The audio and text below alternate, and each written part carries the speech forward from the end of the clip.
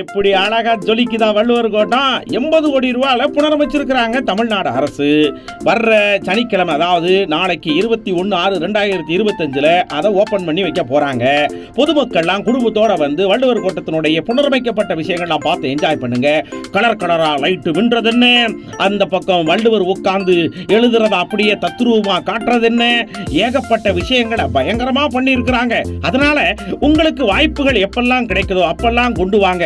தேர் வேற அப்படியே இந்த லேசர் லைட்ல அடிச்சு அதுல அப்படியே படத்தெல்லாம் காட்டும் போது ஆகா ஆகா ஆகா, சென்னைக்குள்ள இப்படி ஒரு சிங்காரமா அப்படின்னு நமக்கு கேட்க தோணுது. பாருங்க, லைட்ல அப்படியே தேரை ஜொலிக்க வைக்கிறாங்க. நகர்ந்து போற தேரா இல்ல நகராம நிக்கிற அழகா அப்படின்னு வாயை பொளந்து பாக்குற மாதிரி இருக்கு அந்த தேரோடைய லைட்டிங் வெளிச்சம். சரி, இப்படிப்பட்ட இது நம்ம நுங்கம்பாக்கத்துல சென்னையில இருக்கு.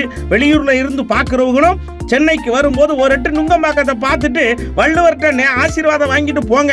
ஏன்னா திருக்குறளை நல்லா மனப்பாடம் பண்ணி மற்றவங்கிட்ட ஒப்பிச்சு காட்டலாம்ல.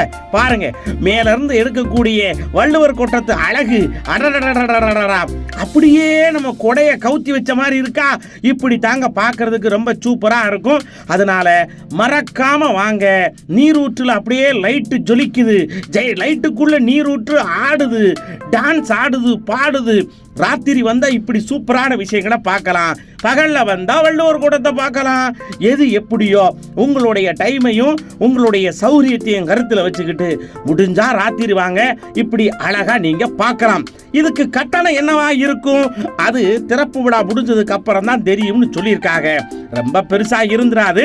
அதனால நீங்க சூப்பரா நீங்க வந்து பார்த்து வள்ளுவர் கோட்டத்தை பார்த்து என்ஜாய் பண்ணுங்க மக்களே.